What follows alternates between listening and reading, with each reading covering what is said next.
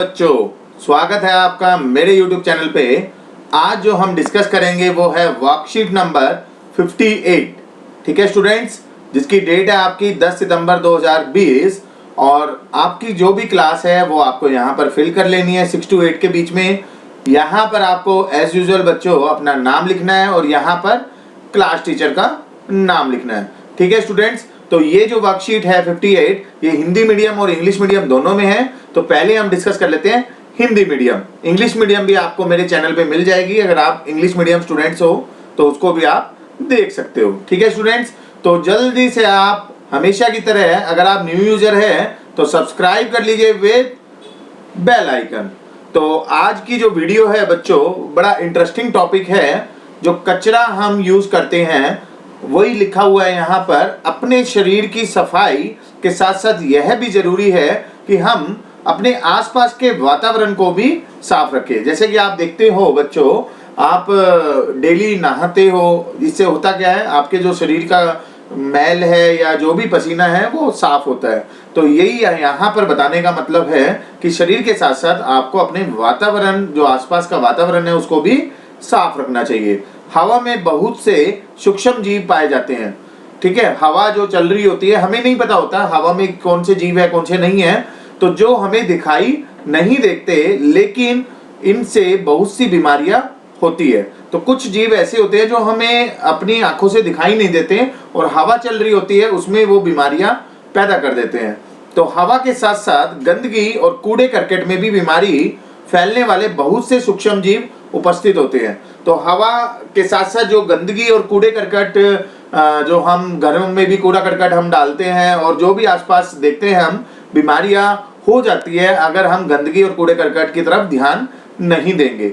इसलिए हमें हमारे घर की रोजाना साफ सफाई करनी चाहिए। तो जो घर की रोजाना हमें देखना चाहिए कि कूड़ा करकट तो नहीं है जिससे कि वो मच्छर और बीमारियां पैदा ना हो। ठीक है बच्चों, तो घर से निकलने वाले फलों और सब्जियों के छिलके आदि गीले कचरे को हरे कूड़ेदान में डालना चाहिए। तो घर से निकले हुए जो फल और सब्जी के छिलके हैं जो कि गीले कचरे हो जाते हैं तो उनको हम हरे कूड़ेदान में डालेंगे। और जैसे कि प्लास्टिक हो गया, धातु की वस्तुएं हो गई, टूटी शीशे की बोतल हो गई आदि सूखे कचरे को नीले कूड़ेदान में डालना चाहिए। आपको दो बॉक्स दिख रहे हैं ये कचरे के, एक तो गीला कचरा है वेट वेस्ट और एक सूखा कचरे वाले का बॉक्स है ये नीले वाला। हरे वाला जो है वो गीले कचरे के लिए है, नीले वाला जो है वो सूखे कचरे के लिए। ठीक है बच्चों, ये आपको दिख रहा है बनाना है, इस टाइप से जो भी गीली चीजें है, फल फ्रूट, ये आपको दिख रहा है संतरा, इस टाइप से जितनी भी चीजें हैं वो गीले कचरे में जा रही है। सूखे कचरे जैसे कि रेडियो हो गया, आपकी बोतल हो गई, ठीक है, कोई भी सामान के लिए बॉक्स हो गया गत्ते का, इस तरह की जो चीजें है ये सूखा कचरा है तो ये यहाँ पर जा रहा है। ठीक है बच्चों, तो जिससे उसका निपटारा सही ढंग से हो सके। इससे होगा क्या, गीले कचरे को अगर आप सूखे में डालोगे, सूखे को गीले में डालोगे तो जो निपटारा होना था वो दोनों के दोनों गीले वाला, जो सूखे वाला है वो गीले हो जाएंगे। ठीक है, तो इस तरह से हमें थोड़ा सा ध्यान देना चाहिए। कुछ वस्तुएं जैसे कांच की बोतल हो गई, कपड़े का थैला हो गया आदि को फेंकने से पहले देख लेना चाहिए कि क्या यह दोबारा इस्तेमाल हो सकते हैं। कुछ वस्तु होती है जैसे कि कांच की बोतल और कपड़े का थैला, इनको फेंकने से पहले हम देख लें कि इनको अगर यूज कर सकते हैं हम, अगर वो सही है तो यूज कर ही लें हम, यदि हाँ तो उन्हें दोबारा इस्तेमाल जरूर करें। ठीक है बच्चों, तो ये थी आपका पूरा का पूरा कचरे के लिए गीला कचरा और सूखा कचरा दो हमने पढ़े।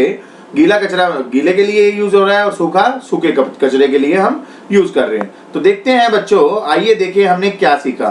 तो कुछ प्रश्न उत्तर है, जैसे कि पहला प्रश्न आपके सामने आ रहा है, आपके भाई ने कागज के छोटे छोटे टुकड़े कर दिए। कई बार आप देखते हो छोटा बच्चा जो है कागज देखते ही छोटे छोटे टुकड़े कर देता है, फाड़ देता है उसको।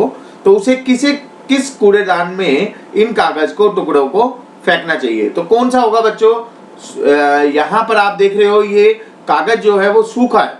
ठीक है, तो गीला तो नहीं है, तो सूखे कचरे के लिए हमने कौन सा यूज किया था, नीले कचरे वाला, नीले बॉक्स वाला। तो उसके लिए पहले का उत्तर हो जाएगा बच्चों क्या, नीले रंग के कूड़ेदान में हमें फेंक देना चाहिए। ठीक है बच्चों, तो इसका आंसर हो जाएगा नीले रंग का कूड़ेदान।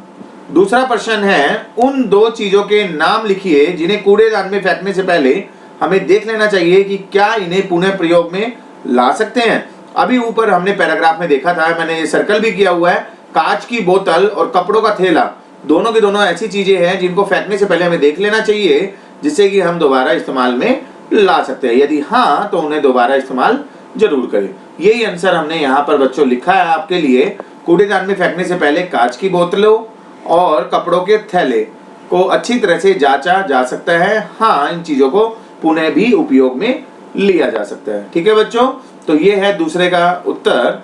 तीसरा प्रश्न है आपके सामने, आपके घर से निकलने वाले सूखे कचरे की सूची बनाइए। तो जो भी आपको लगता है आपके घर में बच्चों सूखे कचरे जो है डालते हो आप डेली, तो उस टाइप के कोई भी लिस्ट आपको यहाँ पर बनानी है। जैसे कि हमारे घर में सूखा कचरा है, समाचार पत्र आप देखते होंगे, न्यूज़पेपर, पत्रिकाएं, कुछ बुक्स पत्रिकाएं की फॉर्म में होती है, कार्डबोर्ड हो गया, खाद्य टीन हो गए, कांच की बोतलें हो गई और जार। ठीक है बच्चों, प्लास्टिक की बोतलें हो गई, ये भी आपकी सूखे कचरे में आएगी, और टेट्रा पैक पैकेजिंग आदि, ये सारी हमारे घर में जो है सूखे कचरे की फॉर्म में है, तो ये सूखा कचरा हम यहाँ पर लिख सकते हैं। ठीक है बच्चों, तो तीसरे प्रश्न का उत्तर हो गया। चौथा प्रश्न है आपका, उस कूड़ेदान का चित्र बनाइए जिसमें आपकी माँ को सब्जी और फलों के छिलके फेंकने चाहिए। तो अभी आप देख सकते हो बच्चों, हमने देखा छिलके, जो भी सब्जियां और फलों के छिलके हैं उसको फेंकने के लिए कौन सा कूड़ादान यूज होना चाहिए, गीले कचरे वाला। तो गीला कचरा कौन सा था बच्चों, हरा रंग का। तो ये आपका बॉक्स बना देना है जो आप घर में यूज करते हो। इस टाइप का कचरा, गीले कचरे के लिए आपको हरे रंग का, ये आपको आंसर में लिखना है। ठीक है बच्चों, तो ये हुआ है आपके चारों प्रश्न के बिल्कुल सही जवाब। तो जल्दी से लाइक कर लिए, अगर आप न्यू यूजर है तो सब्सक्राइब कर लीजिए विद बेल आइकन, और जल्दी से किसी भी स्टूडेंट मिस ना करे, शेयर जरूर करें अपने फ्रेंड सर्कल में, व्हाट्सएप ग्रुप में, सभी में। ठीक है बच्चों, तो मिलेंगे नेक्स्ट वर्कशीट नेक्स्ट वीडियो में। अभी के लिए थैंक यू।